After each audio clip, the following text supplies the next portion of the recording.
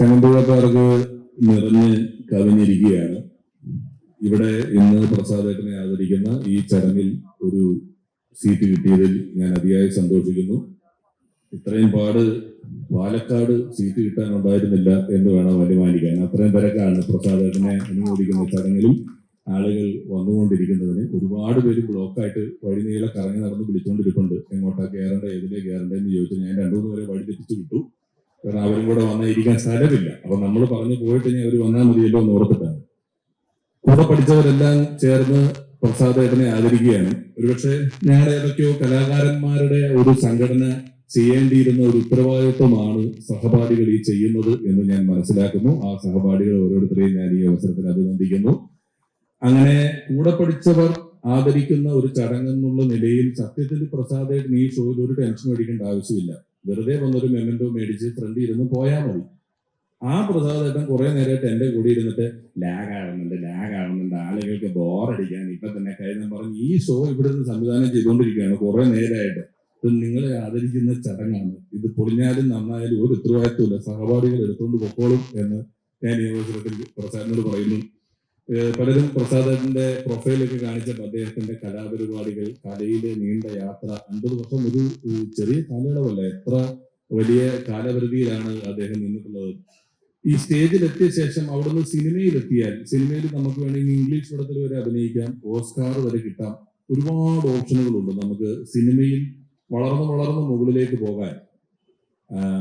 രാഷ്ട്രീയത്തിൽ വളർന്ന് നമുക്ക് പ്രധാനമന്ത്രി വരെ ആകാം, പോകാൻ ഒരുപാട് ഓപ്ഷനുകളുണ്ട്. എന്നാൽ സ്റ്റേജിൽ നർമ്മം പറയുക, മറ്റൊരു മാധ്യമങ്ങളെയും അധികം ആശ്രയിക്കാതെ സ്റ്റേജിൽ നർമ്മം പറഞ്ഞുകൊണ്ട് ഒരാൾക്ക് എവിടെ വരെ എത്താം എന്ന് ചോദിച്ചാൽ അയാൾക്ക് KS പ്രസാദേട്ടൻ വരെ എത്താം. അതാണ് ഞാൻ പറയുക. അത്രയും പീക്ക് ഈ ഒരു മേഖലയിൽ ഇത് മാത്രം ചെയ്തുകൊണ്ട് ഇപ്പോഴും അതിൽ തന്നെ ഫോക്കസ്ഡ് ആയി നിന്നുകൊണ്ട് ഏറ്റവും പീക്കിലെത്തി നിൽക്കുന്ന ആളുകളിൽ ഒരാളാണ് പ്രസാദേട്ടൻ.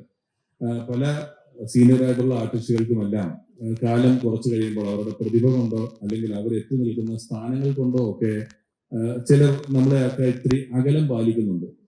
മറ്റു ചിലർ അവരുടെ സീനിയോറിറ്റി കൊണ്ട് ഉള്ള അകലം പാലിക്കും. പക്ഷെ ഈ 50 വർഷം സീനിയറായ പ്രസാദേട്ടന് അദ്ദേഹത്തോട് നമ്മൾ സംസാരിക്കുമ്പോഴോ ഇടപെടുമ്പോഴോ ഒന്നും ഒരു കാലത്തും അദ്ദേഹത്തിന്റെ ഈ 50 കൊല്ലത്തെ സീനിയോറിറ്റി എന്ന് പറയുന്നത് ഒരു വലിയ ബാധ്യതയായി അദ്ദേഹം കൊണ്ടു നടക്കാറില്ല. ഞങ്ങൾ ആരെ കണ്ടാലും എപ്പോഴും ഏറ്റവും സ്നേഹത്തോടു കൂടി വരികയും ബഹുമാനിക്കാൻ സമ്മതിക്കാത്ത ഒരു കലാകാരനാണ് പ്രസാദേട്ടൻ. നമ്മൾ ഇരുന്നിരുന്ന് എണീറ്റാൽ പോലും അത് വേണ്ട എന്ന് പറയുകയും നമ്മളെ വിളിക്കുകയും എന്ത് നല്ലത് എവിടെ ഏത് TV പരിപാടി കണ്ടാലും എന്ത് മോശം കണ്ടാലും അത് നമ്മളേക്ക് വിളിച്ച് പറയുകയും തിരുത്തി തരികയും ഒക്കെ ചെയ്യുന്ന ഒരു കലാകാരനാണ്. ഏറെ സ്നേഹിക്കുന്ന, നേരത്തെ പറഞ്ഞതുപോലെ ഒരുപാട് കലാകാരന്മാർക്ക് ഉപജീവനം ഉണ്ടാക്കി കൊടുത്ത ഒരു പ്രതിഭയാണ് പ്രസാദേട്ടൻ. സാങ്കേതിക വിദ്യകളൊക്കെ ഈ 50 വർഷം കൊണ്ട് എത്രയധികം മാറി. ക്യാമറയും കാസറ്റും അതിന്റെ മാധ്യമങ്ങളും എല്ലാം മാറുമ്പോഴും അതെല്ലാം സൂക്ഷിച്ചു വെച്ചുകൊണ്ട് ഇന്നും മാറുന്ന മാധ്യമങ്ങളോടും കാലത്തിനോടുമൊപ്പം ഏറ്റവും ഇണങ്ങിച്ചേർന്നുകൊണ്ട് പരിപാടികൾ അവതരിപ്പിച്ച് മുന്നിലേക്ക് പോകുന്ന ഒരാളാണ് പ്രസാദേട്ടൻ. ഒരു ഷോയാണ് ഞാൻ അദ്ദേഹത്തോടൊപ്പം വിദേശത്ത് പോയിട്ടുള്ളൂ. അതും ഞാൻ ആഗ്രഹിച്ചതിന് പോയിട്ടുള്ളതാണ്. പിന്നെ നിങ്ങളുടെ ഈ പ്രൊഫൈലൊന്നും കാണിക്കാത്ത ചില കാര്യങ്ങളിൽ പങ്ക് പറ്റാൻ ഭാഗ്യം ഉണ്ടായിട്ടുള്ള ഒരാളാണ് ഞാൻ. അദ്ദേഹത്തിന്റെ സ്റ്റേജ്, അദ്ദേഹത്തിന്റെ ഗൾഫ് ഷോകളെ കുറിച്ചൊക്കെ അദ്ദേഹം പറഞ്ഞു. അദ്ദേഹത്തിന്റെ പ്രൊഫൈലിൽ കാണിക്കാത്ത ഒരു കാര്യം ഞാൻ അദ്ദേഹമായിട്ട് കൂടി ചെയ്തിട്ടുണ്ട്. കോവിഡ് അടുത്തിട്ട് പരിപാടികൾ പെട്ടെന്ന് ഇല്ലാണ്ടായി. 50 വർഷം, അപ്പൊ ഒരു 47 വർഷമായിട്ടുണ്ടാവും. അങ്ങനെ നിൽക്കുന്ന ഒരാളെ ഞാൻ പറഞ്ഞ് പേടിപ്പിച്ചു. ചേട്ടാ, പെട്ടെന്ന് പരിപാടി ഇല്ലാണ്ടായ നമ്മൾ എന്ത് ചെയ്യും? ചേട്ടൻ എന്തെങ്കിലും ഒരു ഐഡിയ തോന്നുന്നുണ്ടോ എന്ന് ചോദിച്ചിട്ട് ധർമ്മജൻ മീൻ കച്ചവടം തുടങ്ങിയത് കണ്ടിട്ട് 50,000 രൂപ ഞാനും 50,000 രൂപ പ്രസാദേട്ടനും കൂടെ ഇട്ട് ഒരു മീൻ കച്ചവടം തുടങ്ങി നഷ്ടം വന്ന് അദ്ദേഹത്തിന് ഒരു 50,000 രൂപ നഷ്ടം ഉണ്ടാക്കി കൊടുത്തതിൽ മുഖ്യ പങ്ക് വഹിച്ച ആളെന്നുള്ള നിലയിൽ അത് അദ്ദേഹം പ്രൊഫൈൽ ഉൾപ്പെടുത്തിയില്ല. അത് ഞാൻ ഈ അവസരത്തിൽ പറഞ്ഞെന്നുള്ളൂ. പിന്നെ ഞാൻ പൊതുവെ കഥ പറയുന്നു എന്ന ആരോപണമുള്ള ഒരാളാണ് ഞാൻ. പ്രസാദേട്ടന്റെ ഒരു കഥ പറഞ്ഞുകൊണ്ട് ഞാൻ എന്റെ പ്രസംഗം അവസാനിപ്പിക്കാം. പ്രസാദേട്ടനെ ശരിക്കും കോർഡിനേറ്റർ എന്ന് പറഞ്ഞാൽ നിന്നാൽ ഒരു വലിയ ആളായിട്ട് നിൽക്കും. നമ്മൾ ഗൾഫിൽ പോയി ഇറങ്ങുമ്പോൾ നമ്മളെ പിക്ക് ചെയ്യാൻ വരുന്ന വണ്ടികളുടെ നമ്പർ വരെ പേപ്പറിൽ എഴുതി കുറിച്ചുകൊണ്ട് വരുന്ന ഒരാളാണ് അദ്ദേഹം.